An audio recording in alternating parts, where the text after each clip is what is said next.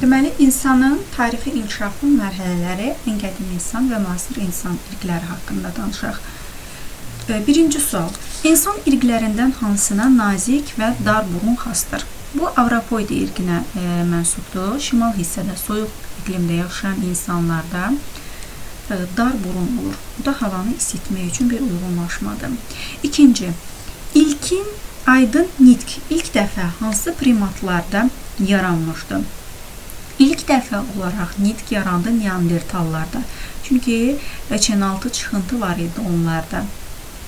Üçüncü. Antropogenez prosesi neçə mərhələyə bölünür? 3 mərhələyə. Ən qədim insanlar və müasir insanlar. Cavabımız Y variantı. Hansı daha qədimdir? Neandertal, bacarıqlı insan, sinantrop, avstralopitek və parapitek. Ən qədimi parapitekdir. Çünki parapitek özü 3 şaxəyə ayrılır. Dropiteklər, hippon və orangutana. Sonra driopteklər özü 3 şaxəyə ayrılır. Avstralopiteklər, sonra gorilla və şimpanzeyə. 5-ci sual. Hansı daha qədimdir? Deməli, driopitek, bacarıqlı insan, kromanyon, avstralopitek, azıxantrop. Bunlardan ən qədimi olanı driopiteklərdir. Cavabımız A variantı.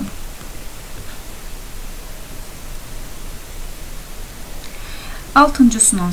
Sinantrop və kromanyonu birləşdirən ən kiçik sistematik kateqoriya. Sinantrop, Heidelberg adamı, psikantroplar bunlar ən qədim insan yarım cinsləridir.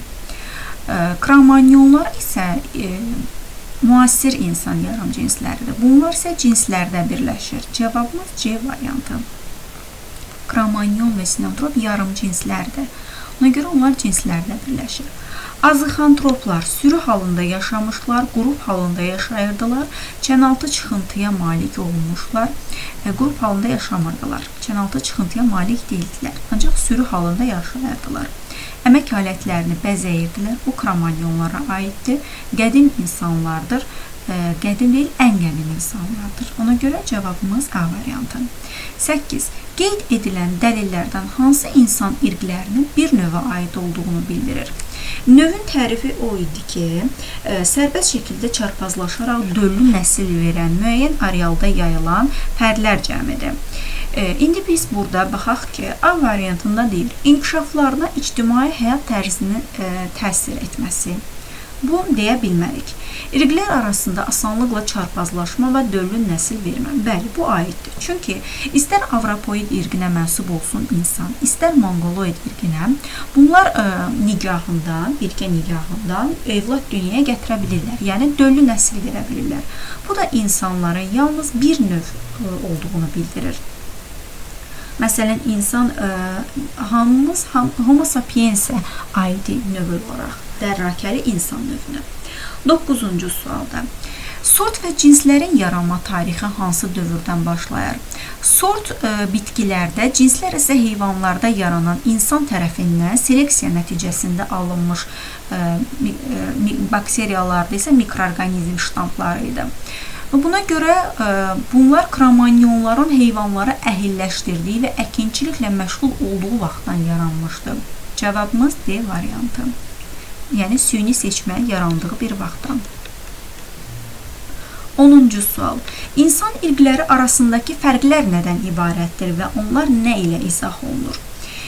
İnsana fərqin daxili bir fərq yoxdur. Hamımız eyni bir növə aidik, Homo sapiensə və diploid normal halda xromosom dəstimiz 46-dır. Ancaq fərq mühit şəraiti ilə əlaqədar ola bilər. Dərimizin rəngində, saçımızın, gözümüzün rəngində, yəni morfoloji əlamətlərə görə insan bir-birindən fərqlənə bilər. Gəlin cavablara baxaq. Eyni bir növə mənsubdur və heç bir fərqləri yoxdur. Eyni bir növə mənsubdur, doğrudur, amma bəzi fərqləri var. İnkişaf təkamüllərinin müxtəlif sürətinə görə morfoloji və əqli qabiliyyət cəhətdən fərqlənirlər. Bu doğru fikir deyil. Ayrı-ayrı əcdadlardan yarandığına görə morfoloji və əqli cəhətdən fərqlənirlər. Bu da doğru deyil, səhv fikirdir. Ayrı-ayrı əcdaddan yaranmayıblar. Sosial şəraitə görə əqli qabiliyyət cəhətdən fərqlənirlər. Xeyr, söhbət ağıllı insan, dərrakəli insan növündən gedirsə, əqli cəhətdən fərqlənmirlər. Mühit şəraitində uyğunlaşmaları nəticəsində yalnız morfoloji cəhətdən fərqlənirlər. Bəli, bu doğru fikirdir. Çünki, məsələn, cənub bölgəsində yaşayanlarda qara dərili olur, şimal bölgəsinin insanları isə ağ dərili. Birinin saçları qıvrım, birininki hamar olur. Bu da onların morfoloji xüsusiyyətlərindədir. Yəni, fərq xarici görünüşlərindədir. 11-ci sualda, insanın formalaşması prosesində hansı mərhələlər vardır? Deməli, ən qədim insanlar və ilk müasir insanlar 3 yerə ayrılır. Bu mərhələ 3 mərhələdir. Bu da B variantında doğru göstərilir. 12-ci sual. Kromanyonlara skelet quruluşunun hansı xüsusiyyəti onlarda aydın nitqin yaxşı inkişafını göstərir? Nitqin inkişafı o idi ki, çənəlti çəxıntının inkişaf etməsi idi. Baxırıq ki, gözlərinin üstündə yastıqcığın olması, ya da gözlərinin üstündə kromanyonlarda artıq yastıqcıq yox idi, qaşüstü yastıqcıqlar yox idi. Çənaltı çıxıntının inkişaf etməsi, bəli, bu var idi onlarda, bu da aydın nitqi göstərirdi. Cavabımız B variantı. 13-cü sualda, bacarıqlı insanın hansı əlamətləri onu müasir insana bənzətmişdir? Bacarıqlı insan alətlər hazırlamasına görə müasir insana bənzəmişdir. Bir də, məsələn, aydın nitqin olması yox idi onda. Buna görə cavabımız deyil. Fizioloji əlamətləri və nitqin. Nitq qabiliyyəti yox idi. Aydın olmayan nitqin olması, əmək aləti hazırlaması. Bu da deyil. Morfoloji əlamətləri və nitqi. Nitq qabiliyyəti dedik ki, yox idi. Şuur əlamətlərinin olması və əmək aləti düzəltməsi. Bəli, çünki əmək alətləri hazırladığı üçün müəyyən qədər şuuru var idi. 14-cü sualda.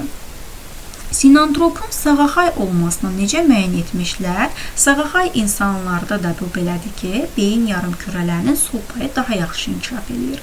Ona görə də baxırıq ki, kəllənin sol payının daha çox inkişaf etməsi ilə bunu müəyyən etmişdilər. Cavabımız C variantı.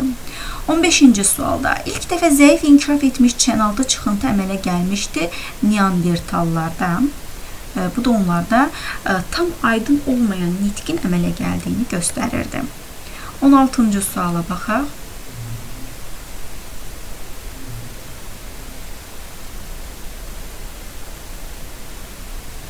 Əgər sinantropun çənaltı çıxıntısı olsaydı, o zaman onun da nitq qabiliyyəti olardı. Deməli, baxaq, cavab da Y variantında verilib. Nitq qabiliyyətinin olmasını cavab Y variantı. Engels'in fikrinə görə antropogenezdə neçə əsas sosial amil iştirak edirdi? Engels'e görə 4 amil idi. Bunlar əmək idi, ictimai həyat tərzi, şuur və yaxud təfəkkür, bir də nitq idi ki, bu 4 amil sosial amil idi. Darwinə görə isə bioloji amillər 3 idi. Yaşamaq uğrunda mübarizə, irsiyyət və təbii seçmə. 18-ci suala baxaq. Venn diaqramında X, Y və Z-i müəyyən edin. Deməli, kromanyon verib, sinantrop verib və hər ikisi üçün ortaq xüsusiyyət. Oddan istifadə edirdilər. Hər ikisi oddan istifadə edirdi. Buna görə birinci ifadə hər ikisinə aiddir. 1. Çənaltı çıxıntıları yox idi. Sinantroplarda nitq qabiliyyəti olmadığına görə çənaltı çıxıntıları da yox idi. Qalıqları Avstraliyada da tapılmışdı. Kromanyonların. Çünki qalıqları 3 qitədə Avropa, Asiya, Afrika və Avstraliyada da hətta tapılmışdı bunların. Qaşüstü yastıqcıqlara malik idilər sinantroplar. Sonra aydın nitqə malik idilər kromanyonlar. Çünki çənaltı çıxıntıları var idi. Paltar geyinirdilər. Hər ikisi paltar geyinirdilər. Deməli, 3, 5 X-dir. Z 1, 6, 2, 4-də Y. Cavabımız C variantı. 19-cu sualda. Verilmiş ilk insanlar üçün ortaq xüsusiyyət hansı ola bilər? X insanı sadəcə oddan istifadə edirdi. Y insanı oddan istifadə edir, onu qoruyub saxlayırdı. Z insanı oddan istifadə edir, onu əldə etməyi bacarırdı. Deməli, burada X pitikantroplardır.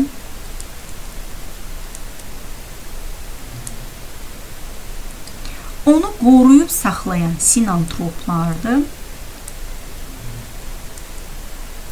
Amma odu əldə etməyi bacaran neandertallardır. İndi bizim bu üçü üçün ortaq olan xüsusiyyəti istəyir. Gəlin baxaq, sürü halında yaşayırdılar. Sinantropla pitekantrop bəli sürü halında yaşayırdılar. Amma neandertallar artıq 50-100 nəfərlik qrup şəklində yaşayırdı. Əmək bölgüsü var idi. Yanlışdır. Əmək bölgüsü pitekantrop və sinantroplarda yox idi. Aydın nitqə malik idilər. Pitekantrop və sinantropda nitq qabiliyyəti yox idi. Amma neandertallarda zəif inkişaf etmiş çənaltı çıxıntı var idi. Qaşüstü yastıqcıqları var idi.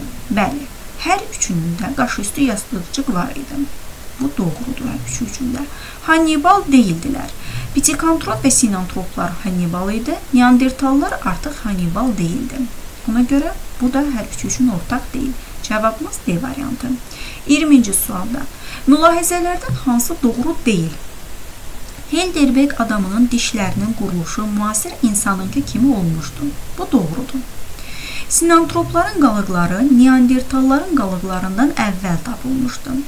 Sinantropların qalıqları tapılıb 1927-1937-ci illərdə. Neandertallar isə 1856-1800-cü illərdə tapılıb. Ona görə neandertallar sinantroplardan öncə tapılıb. Burada isə sinantropların qalıqlarının neandertallardan əvvəl tapıldığını deyilir deyə bu yanlışdır. Bizə elə yanlış lazımdır. Sonra neandertalın onurğa ərlikləri müasir insanınkindən daha zəif inkişaf etmişdi. Doğrudur, çünki onlar dayağa söykənərək hərəkət edirdilər. Kramanyonlar rəsmlərinin çəkilməsinə mineral boyadan istifadə etmişdilər. Bu da doğru fikirdir. Meymunlarda alın və gicgəh nahiyələri pitekantroplara nisbətən zəif inkişaf edib. Bəli, çünki pitekantropların qalıqlarında alın və gicgəh nahiyənin meymunlara nisbətən yaxşı inkişaf etdiyi göstərilmişdi. Ona görə doğru olmayan variantımız B variantıdır. 21-ci suala baxaq. Mülahizələrdən hansı doğru deyildir? Pitekantroplarda çənaltı çıxıntı olmamışdı. Bu doğrudur. Neandertalın beyin həcmi pitekantropun beynin həcmindən artıqdır. Bu da doğru ifadədir. Pitekantroplar daşdan ibtidai ərsin və burğular düzəltmişlər. Doğrudur. Astrolopiteklər Kaynozoy erasının antropogen dövründə yaşamışdılar. Antropogen dövründə Kaynozoy erasının artıq insan əmələ gəlib. Avstralopiteklər isə neogende yaşayıblar. Bu ifadə yanlışdır. Kramanyonlarla neandertalların mədəniyyətləri arasında böyük fərq olmuşdu. Bu da doğrudur. Cavabımız D variantı. Sonra 22. Təbii seçmə hansına daha az təsir göstərib? Ən sonda yaranan insan cinsinə, yəni ilk müasir insan yarım cinsi Kramanyona təbii seçmənin daha az təsiri olmuşdu. Buna görə cavabımız D variantı. 23-cü sualda. Neandertalları ən qədim insanlardan fərqləndirən cəhət onlarda yaxşı inkişaf etmiş çənaltı çıxıntının olması. Çənaltı çıxıntı var idi, amma biz deyə bilmərik ki, yüksək səviyyədə, yəni Kramanyonlar kimi inkişaf etmişdi. Bu yanlışdır. Onlarda ilkin aydın nitqin meydana çıxması, bəli, bu doğrudur, çünki nitq qabiliyyəti ilk dəfə artıq neandertallarda əmələ gəlmişdi. Onların Hannibal olması, Hannibal deyirdilər, göz üstü yastıqcığın yaxşı inkişaf etməsi, onların alnının düz olması. Bunlar deyil, cavabımız B variantı. 24-cü suala baxaq. Mülahizələrdən hansı doğru deyil? Heidelberg adamının dişlərinin quruluşu müasir insanınki kimi olmuşdu. Bu doğru fikirdir. Sinantropların qalıqları neandertalların qalıqlarından əvvəl tapılmışdı. Bu az öncəki sualda elə eyni ilə burada da B variantı olacaq. Sual təkrar olunub. 25-ci sualda. Mülahizələrdən hansı doğru deyil? Astrolopiteklər Kaynozoy erasının yalnız antropogen dövründə yaşamışlar. Yanlışdır, çünki astrolopiteklər neogen dövründə əmələ gəlmişdi. Artıq antropogende insan əmələ gəlir. Cavabımız elə yanlış istəyirdi. 25-də A variantı olacaq. 26. İnkişaf səviyyəsi baxımından bacarıqlı insan hansı varlıqlar arasında keçid forma olmuşdur? Onlar başlanğıc götürmüşdü avstralopiteklərdən və insan yarım cinslərinə güman olunur ki, başlanğıc vermişdi. Ona görə 26-da D variantı avstralopitek və pitekantrop arasında keçid forma kimi öyrənilir. 27. Avstralopiteklər parapiteklərlə nə üçün rəqabətdə ola bilməzdi? Çünki onlar eyni vaxtda yaşamamışdı. Avstralopiteklər driopiteklərdən başlanğıc götürmüşdür və driopiteklər isə parapiteklərdən. Ona görə də bunlar rəqabət edə bilməzdilər. Sürü halında yaşamaq aid deyil. Hündür ağaclarda yaşamışlar, bu da yanlışdır. Artıq driopiteklər yerə enmişdi. Avstralopiteklər də düzənliklərdə yaşayırdılar. 27. Müxtəlif tarixi zamanlarda yaşayıblar. Bəli, bu doğrudur. Çünki onlar arasında tarixi fərq var idi.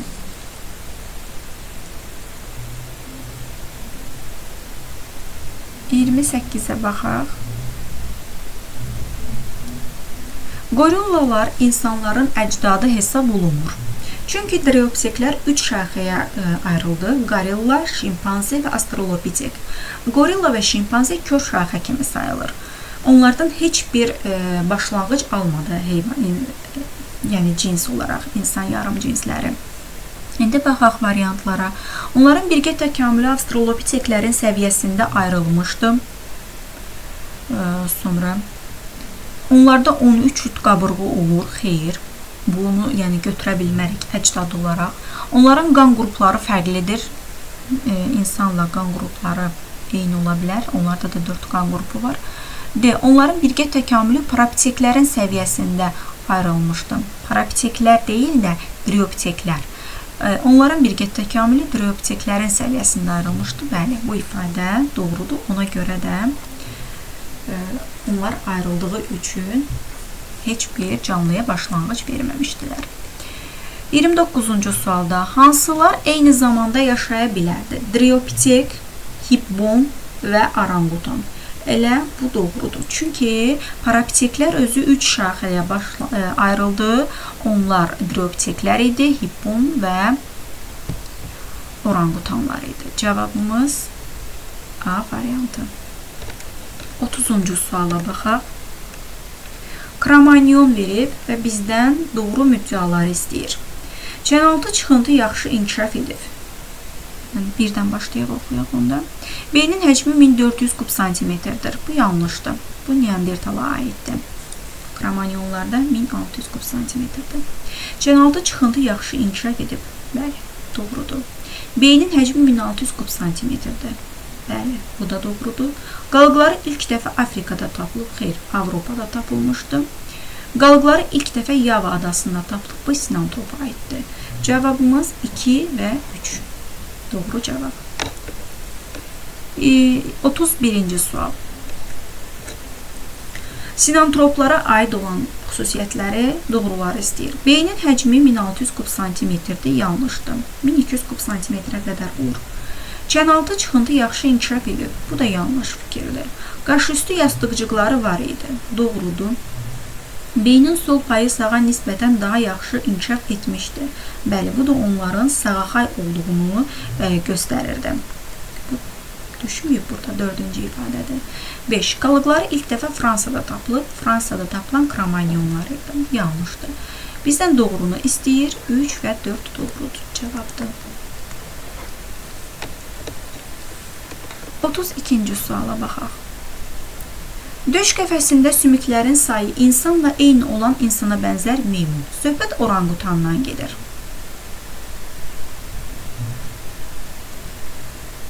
İndi baxaq. Başlanğıcını parapiteklərdən götürmüşdüm. Bu doğru ifadədir. Sonra. Quyruq fəqərələrinin sayı daha çoxdur. Xeyr, yanlışdır. Onlarda quyruq olmur. Hipponla birlikdə eyni şaxədən başlanğıc götürmüşlər. Bəli, hippon, driopitek və orangutan parapiteklərdən, hər üçü parapiteklərdən başlanğıc alıblar. Başlanğıcını driopiteklərdən götürmüşlər, yanlışdır. Oma fəqərələrinin sayı minimum 5 ola bilər. Bəli, doğrudur. Cavabımız 1, 3 və 5. 33-cü sualda. Yalnız antropogen mənşəli olan, yəni insana xas olan əlamətlər. Səsin yaranması heyvanlarda da səs var, amma nitqin yaranması antropogen mənşəlidir.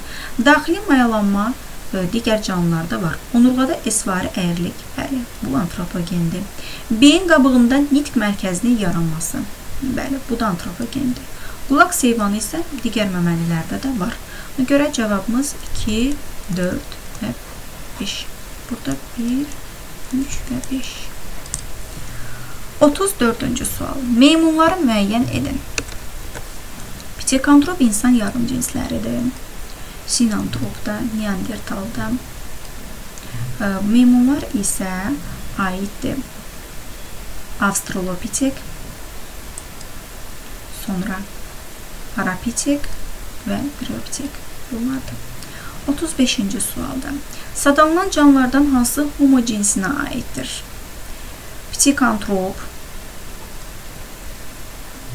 bacarıqlı insan və sinantrop. 1, 3 və 5. 36-cı sualda. Sxemə əsasən doğru olanları müəyyən edin. Pitekantrop verib, sinantrop verib. Z deyir, çənaltı çıxıntıya malik idilər.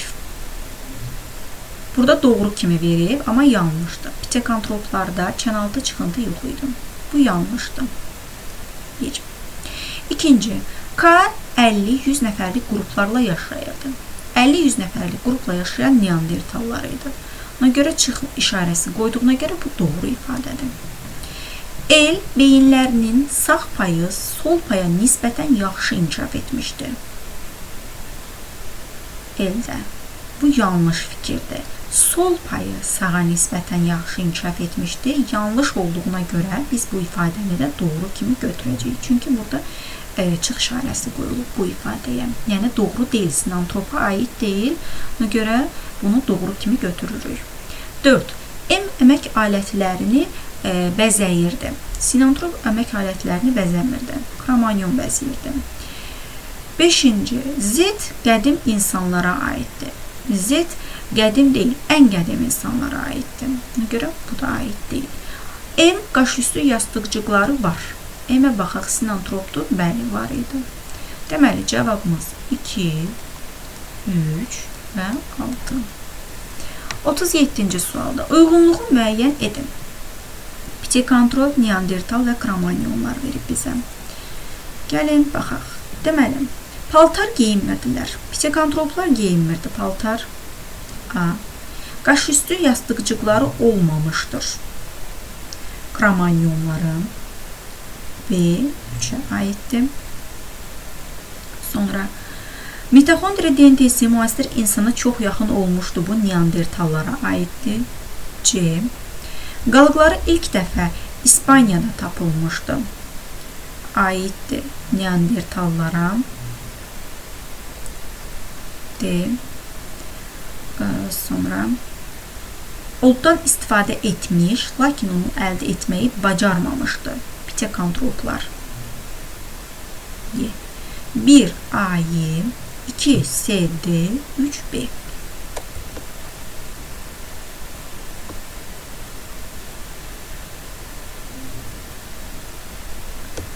38-ci ifadəyə baxaq. Deməli, Y və Z-in müasir nümayəndələrinin döş qəfəsindəki sümüklərin sayının bərabər olduğunu bilərək. Yəni, Y və Z-də döş qəfəsi sümüklərinin sayı bərabərdir. Sxemə əsasən uyğunluğu müəyyən edin. Parapteklər 3 şaxəyə ayrılır. Driopiteklər, hippon və orangutan. İndi bizdən deyir ki, Y və Z-in nümayəndə döş qəfəsi sümüklərinin sayı bərabərdir. Bunlardan məsələn fərqli olan döş qəfəsi insanla eyni olan orangutan idi. 37 döş qəfəsində sümük vardı. Digərlərində 40. Onda bu orangutan imiş X. Y isə olacaq hippon. Çünki Z ilə eynidir. Bu da Z də şimpanzedir. Çünki driopiteklər 3 şaxəyə şimpanze, astralopitek, gorilaya başlanğıc verir. İndi gəlin biz bunları düzək. 1-ə aiddir orangutan, C. Y 2'ye aiddir hippon, B. 3'e də aiddir, Z-ə aiddir şimpanze, D. 39-cu sual. Sxemin boş xanalardan tamamlaması üçün lazım olan ifadələrin ardıcıllığını müəyyən edin. İstiqamət soldan sağa və aşağıya doğru. Deməli, insan təkamülünün mərhələlərində 3 mərhələ var. Ən qədim insanlar, sonra qədim insanlar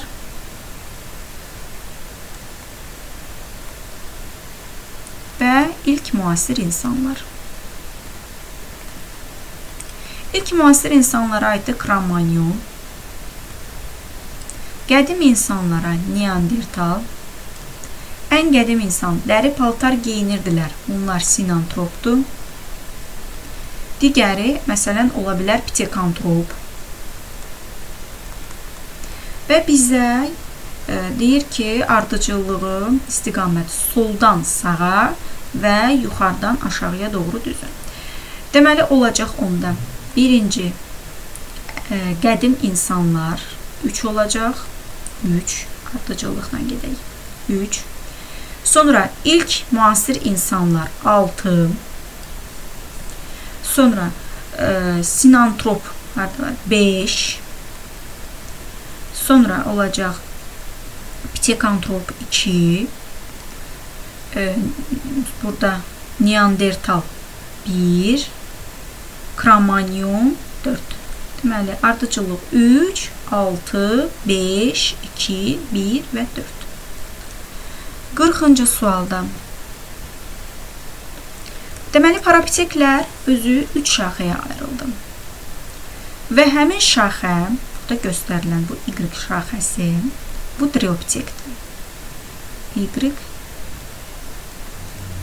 trioptekdir.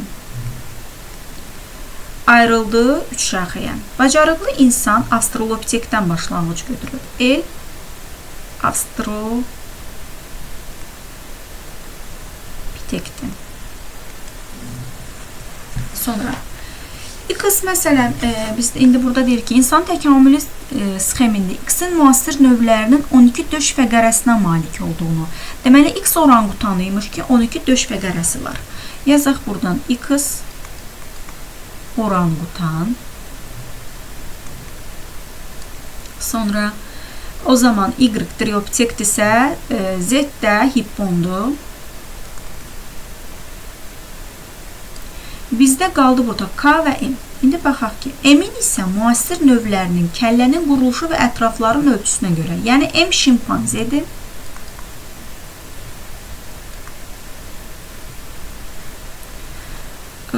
Burada qaldı K, K da gorilla. İndi ardıcıllığı istəyir bizdən. Birinci gəlir X oranqutan. Baxaq, 6. Sonra X-dan sonra gəlir Y. Trioptek 1. Z gəlir. Z hippon 4. Sonra gəlir M. Şimpanze 3. Şimpanze M-dən sonra gəlir K. Gorilla 5. Sonra da gəlir sonuncu da L. O Avstralopitek 2. Deməli, ardıcıllığımız 6, 1, 4, 3, 5 və 2-dir.